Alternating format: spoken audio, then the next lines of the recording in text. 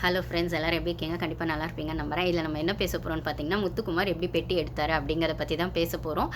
இதில் ஒரு பெட்டி எடுத்தது நல்ல விஷயம் தான் அப்படின்னாலுமே, ரிஸ்க் எடுத்ததும் ஓகே கண்டிப்பாக ஒத்துக்கிறேன் அப்படின்னாலுமே, அடுத்த ரிஸ்க்கை ரயான் எடுக்கிறாரு அப்படின்னும்போது, இதில் ரிஸ்க் எடுத்த முத்து மட்டும்தான் கெத்து கெத்துன்னு எல்லாம் பேசிகிட்டு இருக்கிறதும், இல்லைனா வந்து ரிஸ்க் எடுக்காத கேர்ள்ஸ் எல்லாம் வந்து அந்த அந்த அந்த ஒரு அந்த அந்த ஒரு ரிஸ்க்கை போடலை, ஏன் போடலைன்னு வந்து சோஷியல் மீடியாலலாம் வந்து ஒரு மாதிரி பேசுகிறாங்க. அதுதான் எனக்கு பிடிக்கல.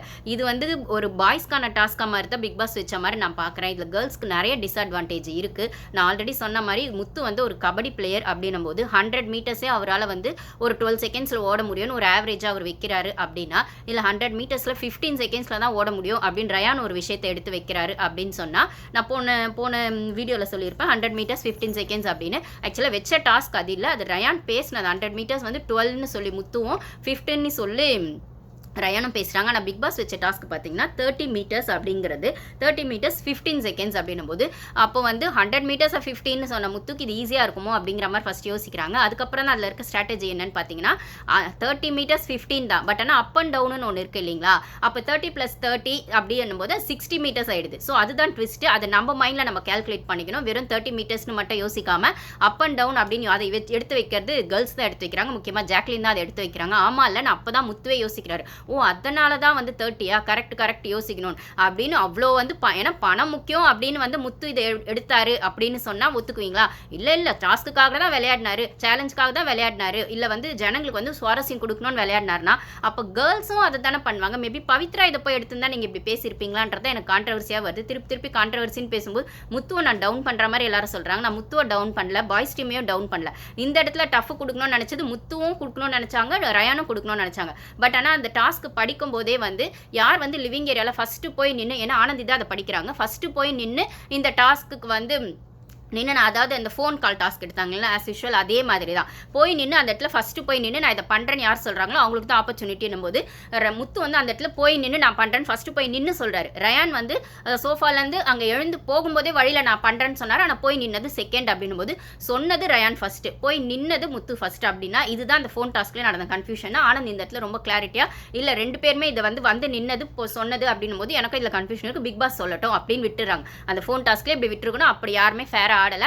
இந்த இடத்துல வந்து ஆனந்தி வந்து ஃபேரா அந்த விஷயத்த சொல்றாங்க, பிக் பாஸ் அதை சொல்றோம். அப்போ வந்து முத்து தான் உங்களுக்கு தான் இந்த ஆப்பர்ச்சுனிட்டி பிக் பாஸ் சொல்லிடுறாரு. ஸோ ரயானா அதுக்கு போய் நின்னார் தான். ஒருவேளை ரயானை வந்து கரெக்டாக அவர் போய் நின்றுந்தா அவருக்கு அந்த சான்ஸ் கிடச்சிருந்தா அவரும் அந்த பெட்டியை எடுத்திருக்க வாய்ப்பு இருக்கு. அப்படின்னா இதில் எடுத்தது முத்து தான் போது இது ரிஸ்க் நான் தான் ஃபர்ஸ்ட் எடுத்திருக்கேன், எனக்கு அது எப்படி இருக்கும்னு தெரியாது, இல்லைனா வந்து அது எப்படி அந்த ஏன்னா ரூட் எல்லாம் பிளாஸ்மால போட்டு காட்டுறாங்க. ஆக்சுவலி 30 மீட்டர்ஸ் அந்த மெயின் டோர் கார்டன் ஏரியாவில் அந்த மெயின் டோர் இருக்கும் இல்லைங்களா, அது வழியாக போய் அவுட் ஆஃப் த அந்த வீட்டிலேருந்து அவுட் ஆஃப் த ஹவுஸ் போய் தான் அதை போய் ரீச் பண்ணணும் போது நம்மளுக்கு அதை காட்டுறாங்க. பட் ஆனால் பிளாஸ்மாவில் காட்டலை. அந்த டோரை விட்டு திறந்து போய் ரோடு மாதிரி இருக்காது, இருட்டாக இருக்குது அப்படின்னும் போது போய் அது கரெக்டாக அந்த ஒரு பாக்ஸ் வச்சுருக்காங்க. அந்த பாக்ஸை ஓப்பனாக வச்சுருக்காங்க. அதுலேயே ரிஸ்க் இருக்குது. ஏன்னா ஓப்பனாக வச்சுருக்காங்க, டக்குன்னு க்ளோஸ் பண்ணி எடுத்துகிட்டு வரணும். அந்த டைமுக்கு டக்குன்னு க்ளோஸ் ஆகணும் ஒன்று, அதுக்கப்புறம் க்ளோஸ் பண்ணும்போது கீழே விழாமல் இருக்கணும், எடுத்துகிட்டு வரும்போது திருப்பி ஓப்பன் ஆகி பணம் ஏதாவது கீழே விழாமல் இருக்கணும். இந்த ரிஸ்கெல்லாம் இருக்குது, நான் இல்லைன்னு சொல்லலை. அப்படி இருக்கிற பட்சத்தில் போய் எடுத்துகிட்டு 12 செகண்ட்ஸில் வந்துடுறாரு. பிக் பாஸ்மே போகும்போது வந்து நிறைய ஹோப் கொடுக்குறாரு, பாராட்டு கொடுக்குறாரு. பிக் பாஸ் ஹிஸ்ட்ரியிலே இந்த டாஸ்க் வந்து செம்மையாக இருக்கும் அப்படின்னா, இந்த டாஸ்க் விளையாடினவங்களுக்கு தான் எல்லாருக்கும் கெத்து அப்படிங்கிறது இல்லை, இந்த டாஸ்க் விளையாட முடியுமான்னு ஒரு சின்ன யோசனையில் இருக்க கேர்ள்ஸுக்கு இது ஒரு டிஸ்அட்வான்டேஜான டாஸ்க் அப்படின்னு தான் நான் சொல்லுவேன். இங்கே ஒரு சின்ன ஒரு வந்து நியாயம், கேர்ள்ஸ்க்கான நியாயம் கொஞ்சம் குறையிற மாதிரி தான் எனக்கு ஃபீல் ஆகுது. ஏன்னா 100 மீட்டர்ஸை 15ல் ஓட முடியும்னு சொன்ன ரயான் ஆகட்டும், இல்லை 12ல் ஓட முடியும்னு சொன்ன முத்து ஆகட்டும், ரயான் வெஸ் முத்துன்னு வந்தாலே ரயான் வந்து டிடிஎஃப்ல சூப்பராக விளையாடினாரு அப்படின்னு சொல்லும்போது அவர் வந்து ஒரு மேல் அப்படிங்கிற இடத்துலேருந்து பேசினதும் முத்து வந்து மேல் ப்ளஸ் அத்லெட்டிக், அதாவது அஸ் அ கபடி பிளேயர் அப்படிங்கிற இடத்துல 12ன்னு சொன்னதுமே இவங்க ரெண்டு பேருக்கான ஒரு விஷயமா இருக்குன்னா இது ரெண்டுத்துக்குள்ளேயுமே வராது. அத்லெட்டிக்காகவும் இல்லைனா ஒரு மேல்கான அந்த எனர்ஜி எங்களுக்கு கம்மியாக இருக்குது ஓடும்போது, ஃபிசிக்கல் டாஸ்க்னு வரும்போது சொல்கிறேன். கேர்ள்ஸுக்கு இது எப்படி வந்து அட்வான்டேஜான டாஸ்க்காக இருக்கும் அப்படின்னு பார்த்தா, இது இப்போ இந்த இடத்துல போட்டியே போடாத விஷாலை வேணால் நீங்கள் கம்பேர் பண்ணலாம். விஷால் போகணுமா வேணாமான்னு யோசிச்சுக்கிட்டு அவர் பெருசாக அந்த எஃபோர்ட்டே போடல. அந்த டிஸ்கஷன்லாம் போகும்போது கூட வந்து அலைன்ஸ் போடலாமா செய்யலாமா எடுக்கணுமா ரிஸ்க் எடுக்கணுமான்னு சொல்லும்போது இப்போ தாண்டா ஃபுல்லாக சாப்பிட்ருக்கோம், சாப்பிட்டப்பறம் இந்த டாஸ்க்கை வைக்கிறாங்கன்னு சொன்ன விஷாலை வேணால் நீங்கள் ரயான் முத்து கூட கம்பேர் பண்ணி விஷால் அந்த எஃபோர்ட்டை போடலை, கெத்து காட்டலன்னு சொல்லலாம். ஆனால் சௌந்தர்யாவையோ பவித்ராவையோ ஜாக்லினையோ நீங்கள் பேசுறது வந்து ரொம்ப மட்டமாக இருக்குது. அப்படி பேசாதீங்க தயவுசெய்து. கேர்ள்ஸ் ஈக்குவல்னு சொன்னாலுமே ஒரு காம்படிஷன் வரும்போது அவங்களுக்கான ஃபிசிக்கல் லெவலில் ஒரு பெர்சன்டேஜ் கம்மியாக தான் இருக்கும்னா, அன்லஸ் அதர்வைஸ் அவங்க ஆத்லெட்டிக்காக இருந்தால் மட்டும்தான் அந்த டஃப் காம்படிஷனை கொடுக்க முடியும்னா, ஒரு டாஸ்க்குன்னு வரும்போது ஒரு விஷயத்தில் கேர்ள்ஸால் முடியலன்னா அதை மட்டணும், பாய்ஸால் முடியும் போது அது கெத்துன்னு தயவு செய்து பேசாதீங்க. இதை தான் நான் திருப்பி சொல்லிட்டு இருக்கேன். இதில் நீங்கள் விஷாலை கம்பேர் பண்ணி கெத்து விஷாலுக்கு இல்லை, முத்துக்கு இருந்துச்சு, ரயானுக்கு இருந்துச்சுன்னு சொன்னால் பரவாயில்ல. இந்த இடத்துலையுமே முத்து நான் மட்டும்தான் போவேன் அப்படின்னு வந்து நின்னா நீங்கள் முத்துவை கெத்துன்னு சொல்லலாம். ரயானா அந்த இடத்துல வந்து நிற்கிறாரு. பட் ஆனால் அவர் வந்து நின்னதில் முத்து ஃபஸ்ட்டு நிற்கும் போது முத்துக்கு அந்த ஆப்பர்ச்சுனிட்டி கிடைக்குது. இப்போ அடுத்த பிளேயராக ரயான் போக தான் போகிறாரு, 2 லட்சம் அவரும் எடுக்க தான் போகிறாரு. அப்படின்னா இந்த இடத்துல அந்த ரிஸ்க் வந்து பண்ண முடியாது அப்படிங்கிற இடத்துல யோசிச்சுட்டு நிற்கிற கேர்ள்ஸோட ஹெசிடேஷனையும் கொஞ்சம் யோசிச்சு பாருங்க. ரிவ்யூவர்ஸ் எல்லாமே கேர்ள்ஸை மட்டம் தட்டிட்டு பாய்ஸை பெருசாக பேசுகிற எல்லா ரிவ்யூஸுமே பாய்ஸாக தான் இருக்காங்கன்னா நீங்களும் அந்த இடத்துல யோசிச்சு பாருங்க. நீங்கள் வந்து ஒரு பொண்ணாக அந்த இடத்துல அந்த பெர்ஸ்பெக்டிவில் யோசிக்கும் போது அவங்களுக்கான ஃபிசிக்கல் அந்த அந்த அட்வான்டேஜ் எப்படி இருக்குது அப்படின்ற இடத்துலேருந்து யோசிச்சு பாருங்கள். தயவுசெய்து ஏனோ தானோன்னு பேசாதீங்க. முத்துவோட ஃபேன்ஸ் முத்துவை தலை தூக்கி வைக்கிறது பெருசு கிடையாது. பட் ஆனால் அது ஈக்குவல் டாஸ்க்குன்னு வரும்போது அது ஈக்குவலான ஒரு எஃபோர்ட்டை தான் 2 பேருமே போடணும் போது அந்த எஃபோர்ட்டை போடுறதுக்கான பொட்டென்ஷியல் 2 பேருக்கும் ஈக்குவலாக இருக்கா அப்படிங்கிற இடத்துலேருந்து யோசிச்சு பாருங்கள். அஸ் அ பாயாகவும் சரி அஸ் அ கேர்ளாகவும் சரி 2 பேருக்கான பொட்டென்ஷியல் ஒரு பெர்சன்டேஜ் எப்பயுமே இடிக்கும்னா ஃபிசிக்கல் டாஸ்க்னு வரும்போது அதுலேயும் முத்து மாதிரி கபடி பிளேயராக இருக்கவங்களுக்கு அது ஈஸினா, நார்மலாக இருக்க மேல் ரயானுக்கு விஷாலுக்குமே அது கஷ்டம்னா, விஷாலுமே அந்த இடத்துல தயங்கி நிற்கிறாருமா. ரயானுக்குமே இப்போ இது வந்து ஃபஸ்ட்டு இதில் நம்ம சொல்லிட்டோம். ஆனால் முத்து வந்து போயிட்டு வந்து அந்த எக்ஸ்பீரியன்ஸை எல்லார்கிட்டையும் ஷேர் பண்ணுறது அப்படி இருந்தது ஓடி வந்து. ஏன்னா அவருக்கே அந்த பதட்டம் தெரிஞ்சுது. அதாவது ஆஸ் அ கபடி பிளேயர் அவருக்கே வந்து இது ஈஸிலாம் கிடையாதுரா, போய் எடுத்துட்டு பண்ணும்போது அப்படி ஆகுது, மூச்சு வாங்குதுன்னு அவரோட அந்த ஃபிசிக்கல் அந்த பாடி லாங்குவேஜை பார்க்கும்போது சுற்றி இருக்கவங்களுக்குலாம் அப்படி ஃபீல் ஆகுது. அப்படின்னா ஒரு பையனா ரயானுக்குமே அந்த பயம் வருது, சுற்றி இருக்க பாய்ஸ்லாமே அதை அப்படி பார்க்குறாங்க. அப்படின்னா கேர்ள்ஸ் அந்த இடத்துல எவ்வளோ டஃப் கொடுக்க முடியும் நீங்கள் நினைக்கிறீங்க அப்படின்ற இடத்துல தயவுசெய்து நீங்கள் முத்துவை தூக்கி வச்சு பேசுங்க, கேர்ள்ஸை மட்டும் தட்டாதீங்க. இதில் சௌந்தர்யா பற்றியும் நிறைய பேர் பேசுகிறாங்க. ஜாக்லின் யோசிச்சுட்டு இருக்காங்க அப்படிங்கிறது ஒன்று இருந்தாலும் பவித்ராவும் யோசிச்சுட்டு இருக்காங்க. பவித்ரா திருப்பி பவித்ராவும் ஜாக்லினும் இது பாய்ஸ்க்கான டாஸ்க் மாதிரியே இருக்கே, நம்மள பார்த்துக்கிட்டு தான் உட்காரணும் போல இருக்கே, நம்ம இந்த டஃப்பை கொடுக்க முடியாதுன்னு தோணுது அப்படின் போது ஆப்வியஸாக அது கொஞ்சம் கஷ்டம் தான். ஒரு பெர்சன்டேஜ் இஷ்ட அடிப்படையில் அது கொஞ்சம் அடி வாங்குது தான் அந்த டாஸ்க்கு கேர்ள்ஸ்க்கான டிஸ்அட்வான்டேஜா. இதில் சௌந்தர்யா அந்த டாஸ்க்குள்ளேயே போக வேணான்ற பட்சத்தில் ட்ரெஸ் அவங்க மாற்றலாம். அவங்க வந்து ஹாஃப் சாரியில் தான் இருக்காங்க. அதனால் அவங்க ஹாஃப் சாரியில் இருக்காங்கன்ற ஒரே காரணத்தை வச்சு அது ஒரு டாஸ்க் தானே, அந்த முனைப்போட கேம் ஆட வந்திருக்கோம் தானே சொல்கிறீங்க. முத்து செம்மையாக போய் கேம் ஆடினார்ல, அப்போ அது ஆடணுமா வேணாமான்னு கூட யோசிக்காமல் சரி ஓகே சான்ஸ் வந்து ஆடலாம் இல்லை அப்படின்னு பவித்ராவும் ஜாக்லினும் ட்ரெஸ் மாற்றிட்டு வந்திருக்காங்க. சௌந்தர்யா அதை கூட பண்ணல, ஹாஃப் சாரியிலே இருக்காங்க. அப்போ அந்த இன்ட்ரெஸ்ட் அவங்க வந்து பண்ணவே இல்லை தானே, அந்த எஃபோர்ட்டை போடவே இல்லைன்னு பேசுறது ரொம்ப மட்டமாக இருக்குது. அந்த பொண்ணுக்கான பொட்டென்ஷியல் தெரியும், என்னால் இது முடியாதுன்னு யோசிக்கும் போது அவளுக்கான அந்த டவுட் இருக்குன்னா அப்போ இந்த ரிஸ்க்கை நான் எடுக்கணுமான்னு யோசிக்கிறது அவங்களோட சாய்ஸாக இருக்கலாம். இது சரி தப்புக்குள்ளே வராது. முத்து பண்ணதுனால ஒரு விஷயம் சரினோ, சௌந்தர்யா அதை பண்ண இஷ்டம் இல்லைன்றதான் ஒரு விஷயம் அது தப்புனோ, இல்லை ஜாக்லினும் பவித்ராவும் இது என்ன நம்ம இப்படியே உட்காந்துட்டு இருக்கணுமா. இதில் பிக் பாஸ் இன்னொரு ட்விஸ்ட்டும் வைக்கிறார். எத்தனை வாட்டி வேணால் எத்தனை பேர் வேணால் போய் இது பண்ணலான்னா திருப்பி அடுத்த டாஸ்க்கு வந்தாலுமே மற்றவங்க எடுத்தவங்களே போய் எடுக்கலாம் அப்படின்னும் போது முத்து வந்து ரொம்ப நியாயமானவராக இருக்கிற பட்சத்தில் அவருக்கு பணம் முக்கியம்னு இது போனாரா இல்லை டாஸ்க்கு முக்கியம்னு இது போனாரான்னா டாஸ்க்கு முக்கியன்றது போனதாகவே இருக்கட்டும். ஆனால் அதே சமயத்தில் அவருக்கான பயமாக உள்ளே இருக்குது அப்படிங்கிறத நீங்கள் மறந்துடக்கூடாது. ஏன்னா டைட்டில் வின்னர் அவர் தான், வெளில இருக்க நம்மளுக்கு தெரியும். உள்ளே போன இவரு ஃபேட்மேன் அதை சொல்லியிருப்பார், உள்ளே போன மற்றவங்களும் அதெல்லாம் பண்ணியிருக்காங்க. ஆனாலுமே அவருக்கான நெகட்டிவ் ஷேடு உள்ளே இருக்குன்னு அவருக்கு நல்லாவே தெரியும். ஏன்னா டிடிஎஃப்ல ஆரம்பித்து வீக்கெண்டில் ஆரம்பித்து ஃபேட்மேனை முத்துக்கு பிஆர்னு சொன்ன வரைக்கும் இது எல்லாமே அவருக்கும் தெரியணும் போது ஏதோ ஒரு இடத்துல அந்த டைட்டில் வின்னர் மிஸ் ஆயிடுச்சுன்னா கிடைச்ச வரைக்கும் லாபம்னு எடுத்துகிட்டு போயிடலாம் தான் அவர் இதை யோசிக்கிறாரு. அப்படின்னும் போது அந்த பயத்தோட வெளிப்பாடாக தான் தீபக் எலிமினேஷன் அப்போ கூட அவர் அழுதாரு அப்படின்னு சொன்னால் நீங்கள் ஒத்துக்குவீங்க? இல்ல அது கண்டென்ட் இல்ல உண்மைன்னு சொல்வீங்களா? அப்புறம் சௌந்தர்யா ஜாக்லின் பவித்ரா பண்ண மட்டும் அது கண்டென்ட் கிரியேட் பண்றீங்கன்ற இடத்துல இருந்து தான் எனக்கு இது திருப்பி கேட்கணும்னு தோணுது. இப்போ இந்த இடத்துல அவர் வந்து இப்பயுமே அலைன்ஸ் வச்சுக்கலாம் பவித்ரா ஒன்று ஸ்டார்டிங்கே சொல்றாங்க. ஆனா என்ன கேட்டால் அலைன்ஸ் வச்சுக்கிறது இந்த கேம்ல ஃபேர் இல்லை. பொட்டி எடுக்கிறத எடுக்காத அவங்க ரிஸ்க், ஓன் ரிஸ்க்னா இது அவங்களோட ஓன் சாய்ஸ்னா, ஓன் ரிஸ்க்னா அது அவங்களோட ஓன் கம்ஃபர்டபுள் ஜோன், இல்லைனா அது எடுக்கலாம் வேணாங்கிற சாய்ஸ்க்குள்ள அவங்க போனமே தவிர இதுலேயும் அலைன்ஸ் வச்சு ஜனங்களை முட்டாளாக்காதீங்கன்றத என்னோட ஒப்பீனியனாகவும் இருக்கு. இதை கரெக்டாக ரயான் எடுத்து வைக்கிறாரு. பவித்ரா அலைன்ஸ்னு ஃபர்ஸ்ட் சொல்றாங்க, அதுக்கப்புறம் முத்துமே இதுக்கு ஒத்துக்கல. அவர் போய் அந்த 50,000க்கு ஒத்துக்கிட்டு அது வந்து சரி இப்போ போய் ஆகணும் 50,000 எடுக்கணும் அப்படிங்கிறத விடவும் இந்த டாஸ்க் ஒத்துக்கிட்டாச்சு, இது எப்படி போகணுமோ இந்த ரூட் எல்லாம் வந்து பிளாஸ்மால போடுறாங்கன்னும் போது, அப்போ வந்து இதுக்கு ஒத்துக்கிட்டாரு. இப்போ இன்னும் கொஞ்ச நேரத்தில் பஸர் அடிக்க போறாங்க. அந்த டாஸ்க் டீட்டெயில் சொல்ல போறாங்க. முத்து தான் ப்ளே பண்ண போறாருன்னு தெரிஞ்சு போயிடுச்சு. அப்போ வந்து முத்து என்ன சொல்றாருன்னா, அதுக்கு முன்னாடி வரைக்கும் அலைன்ஸ்க்கு அவர் ஒத்துக்கல. அப்போ வந்து இல்ல இப்போ நம்ம நெக்ஸ்ட் இதுக்கு அலைன்ஸ் வச்சுக்கலாமா பேசாம அப்படிதான் நம்ம ஜாக்லின் பவித்ரா அதை தாண்டா சொல்றோம். இது வந்து யோசிச்சு பண்ணலாம். யாரா இருந்தாலும் நம்ம 6 பேருக்குள்ள யோசிச்சு பண்ணலாம். இதில் எப்படிங்க யோசிச்சு பண்ண முடியும்? இந்த இடத்துல ஜாக்லினும் தேவையில்லாமல் கொஞ்சம் அது வந்து உங்களுக்கு முடியுது விளையாடுங்க விளையாடாதீங்க அப்படின்னும் போது இந்த இடத்துல வேணான்னு சொல்கிற இடத்துல சௌந்தர்யா இருக்கிறதுமே இல்லைன்னா ரயான் வந்து இது இப்படி தான் விளையாடணும்னு சொல்கிறதுமே எனக்கு சரியாக பட்டதே தவிர ஜாக்லினுமே வந்து அது கொஞ்சம் குழப்பினாங்களோ அப்படின்னு தோணுது. இந்த இடத்துல ஜாக்லின் சொல்கிற வார்த்தைங்களை யூஸ் பண்ணி முத்து ஒரு ப்ளே பண்ணுவாரோன்னு எனக்கு தோணுது. அவர் மண்டே கழுவுற அதே ஸ்ட்ராட்டஜியை திருப்பி அலைன்ஸுன்னு இப்போ அதாவது 50,000 ஃபஸ்ட்டு அவர் ப்ளே பண்ணணும்னு ரெடி பண்ணிட்டார். இப்போ அலைன்ஸ்னு ஒரு விஷயம் வந்தோடனே அவருக்கு தோத்துருவோமோன்னு ஒரு பயமாக உள்ளே வந்துருச்சு. ஒருவேளை அப்படின்னும் போது இப்போ நெக்ஸ்ட் விளையாடும் போது நம்ம வந்து அலைன்ஸ் வச்சுக்கலாமா செய்யலாமா அப்படின்னு டக்குன்னு ஜாக்லினோட பதட்டத்தை யூஸ் பண்ணி, ஏன்னா அவங்க ஒரு கேர்ள் அப்படிங்கும்போது 3 கேர்ள்ஸ்க்குமே அந்த பதட்டம் இருக்குன்னா அதில் வந்து இது நீங்கள் மட்டும் தான்டா வின் பண்ணுவீங்க, எங்களுக்கான சாய்ஸ் வராது, அதனால் அலைன்ஸ் போட்டுக்கலாமான்னு அவங்க கேட்கறதுமே சரியாக எனக்கு தோணலை.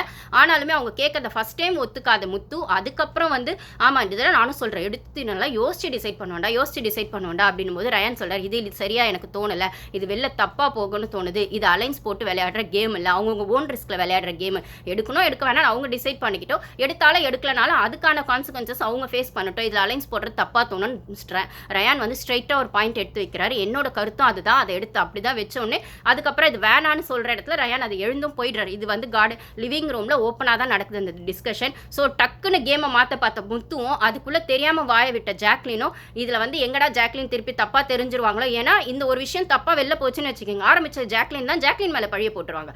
ஆனால் அது முன்னாடி வரைக்கும் வேணான்னு சொன்ன முத்து இவருக்கு தேவைன்னும் போது அதை ஜாக்லினை யூஸ் பண்ணிக்கிறாங்க. இவருக்கு எப்பயுமே மற்றவங்க பாயிண்ட்ஸை வந்து இவர் தனியாக ஒரு பாயிண்ட் எடுத்து வச்சு எல்லாரும் ஒத்துக்கிட்டா ஓகே, ஆனால் அது ப்ரெஸ் வந்துச்சுன்னா இவர் எடுத்துக்குவார். மைனஸ்ன்னு வர பட்சத்தில் இவங்க ஆரம்பிச்சாங்க அவங்க ஆரம்பிச்சாங்கன்னு ஜாக்லினுமே பின்னாடி ஒரு 2 நாளாக தப்பாக தான் பேசிட்டு இருக்காரு. நம்ம அதை பற்றிலாம் வீடியோ போடலை, திருப்பி என்ன அவரை குறை சொல்கிற மாதிரியே ஆகும் அப்படின்னு. ஆனால் இந்த இடத்துல இப்போ வெட்டி எடுத்த முத்து தான் கெத்துன்னு சொல்கிறத விட அந்த கெத்தை அவர் காட்டுறதுக்கு அவருக்கு வந்து என்ன சொல்கிறது கெப்பாசிட்டி இருந்தது அப்படிங்கிறத விட கபடி பிளேயராக அவருக்கான அந்த பொட்டென்ஷியலும் இருந்ததுன்னா அதை போட முடியாத இடத்துல யோசிச்சுட்டு இருக்க பொண்ணுங்களும் இல்லை அதை போட வேணுமா அப்படின்னு யோசிச்சுட்டு இருக்க சௌந்தர்யாவும் தப்பும் கிடையாது, கெத்து இல்லைனும் கிடையாது, டிசர்விங் இல்லைனும் கிடையாது. அவங்கவுங்க இஷ்டம், இதில் சரி தப்புன்னு ஒன்றுமே கிடையாது. அவங்கவுங்க இஷ்டம், அவங்கவுங்க ஓன் ரிஸ்க், அவங்கவுங்களோட ஓன் சாய்ஸ் அப்படிங்கிற இடத்துல இருந்து மட்டும் தயவுசெய்து பேசுங்க.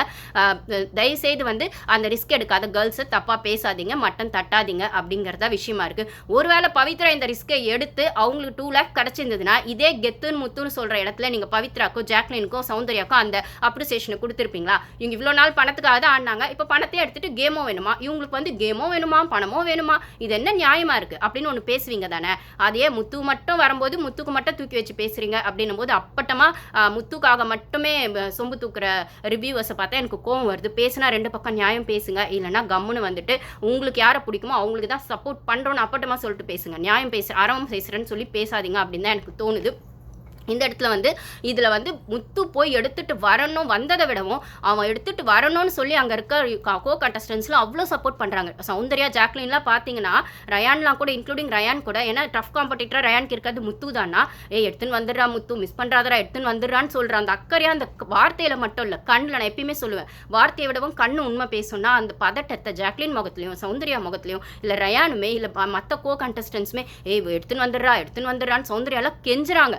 அதாவது மிஸ் பண்ணுறாதரா ஒரு நல்ல காம்படிட்டர் நீ வந்து இதை வந்து மிஸ் பண்ணிடாதரா தயவுசே சீக்கிரம் வந்துடுறான்னு சொல்கிறது அவங்களோட அக்கறையை காட்டுது. அவன் எடுத்துகிட்டு வந்ததுக்கப்புறமா எல்லாரும் அவனை ஹக் பண்ணி சூப்பரா மாசுரா வேற லெவல்ரா அப்படின்னு சொல்கிறது. அப்படி அவர் அந்த டஃப்பை எடுக்கும்போது இந்த ரிஸ்க் வேணுமா முத்து, இல்லைனா வந்து நீ வந்து இதை தயவுசெய்து எடுத்துகிட்டு வந்துடுறா அப்படின்னு அவன் மேலே இருக்க அக்கறையை காட்டினதும் அவன் எடுத்துகிட்டு வந்தப்புறம் அந்த சந்தோஷத்தை காட்டும் போதும் இதுதான் உண்மையான டிசர்விங் கண்டஸ்டன்ட் நான் சொல்லுவேன்னா.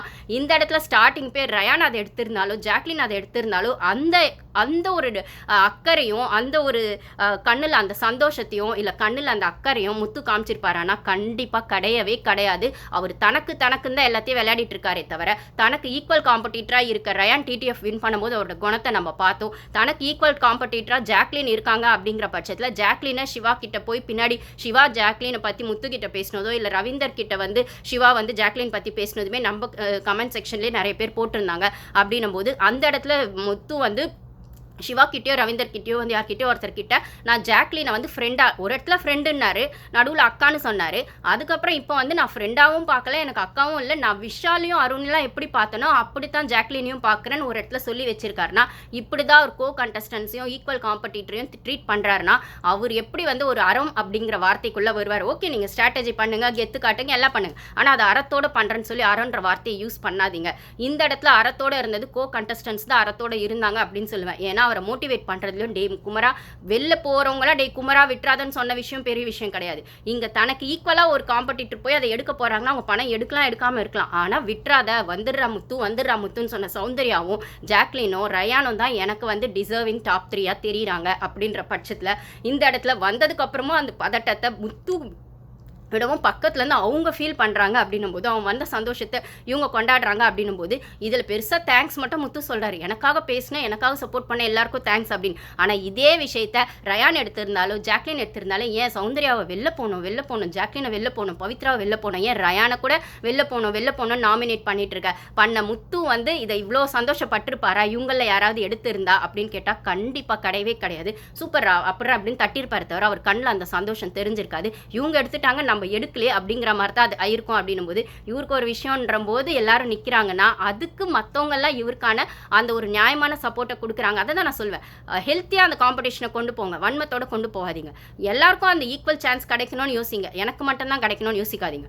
எல்லாருக்கும் அந்த டைட்டில் வினருக்கு டிசர்விங் இருக்குன்னு சொல்லுங்க, நான் மட்டும்தான் டிசர்விங்னு சொல்லாதீங்க. இது அப்பப்போ வந்து முத்து ப்ரூஃப் பண்ணிட்டே இருக்காருன்னா இந்த இடத்துல அறத்தோட செயல்பட்டது கூட இருக்கிற கண்டஸ்டன்ஸ், அதாவது மிச்சம் இருக்க 6 பேருமே அதை காட்டினாங்க அப்படிங்கிறதா. விஷால் இந்த இடத்துல சரினும் சொல்ல, தப்புனும் சொல்ல, விளையாட போறனும் சொல்லல, விளையாடலனும் சொல்லல. இதுல விஷாலை நான் எந்த கேட்டகரியிலுமே சேர்க்கல, கெத்து காட்டுற கேட்டகரியிலும் சேர்க்கல, கெத்து காட்டல கேட்டகரியிலும் சேர்க்கல. அவர் நியாயமாக தான் முத்துவோட எஃபோர்ட்டை வந்து அப்ரிஷியேட் பண்ணாரான்னா அந்த இடத்துல நான் சேர்க்கல. விஷால் வந்து நம்மளுக்கு அவர் எப்பயுமே வாயில் வட சுடுற கதை தானே, அதாவது உடம்பு நோகாம வந்துட்டு ஒரு விஷயம் தனக்கு கிடைச்சின்னு யோசிக்கிறவர் தானே. அப்போ விஷாலோட ஃபேன்ஸ் இதை பார்க்கும்போது என்ன யோசிப்பீங்களோ தெரியாது. ஆனால் சௌந்தர்யா இந்த எஃபோர்ட்டை எடுக்க வேணான்றதுனால அவங்க பெருசாக அதுக்குள்ளே போகல. ஆனால் எஃபோர்ட்டை எடுக்கிறேன்னு சொன்ன முத்து அவங்க அப்ரிஷியேட் பண்ணாங்க, மோட்டிவேட் பண்ணாங்க. விஷால் எதுவுமே பண்ணலை அப்படின்னும் போது விஷாலை நான் இதுக்குள்ளே கொண்டு வரல, அதனால தான் அவரை பற்றி நான் பேசவும் இல்லை. பட் ஆனால் முத்து மேலே உண்மையாக அக்கறை காட்டுற எல்லாருமே நம்மளால் அங்கே பார்க்க முடிஞ்சது. ஆனால் அதே அக்கறை முத்து மற்றவங்க மேலே காட்டியிருப்பாரா, ஒருவேளை மற்றவங்க யாராவது இது எடுத்திருந்தானா கண்டிப்பாக கிடையவே கிடையாது. இந்த ஒரு கேரக்டர் தான் எனக்கு முத்து கிட்ட பிடிக்கல அப்படிங்கிறது நான் சொல்கிறேன். ஒரு வழியாக முத்து இதை எடுத்துட்டாரு. இப்போ ரயானுக்கு அடுத்தபடியாக அந்த டாஸ்க் எப்போ வரும்னு தெரியல. ஸோ முத்து எடுத்துகிட்டு வந்தது தான் இப்போ பேசுகிறதா மாதிரி இருக்குது. அவர் 50 எடுத்துகிட்டு வந்ததை இப்போ அடுத்து ரயான் 2 lakhs எடுத்துகிட்டு வந்தால் தான் பார்க்கணும் முத்துவோட ரியாக்ஷன் எப்படி இருக்குது அப்படின்றது. Thank you guys.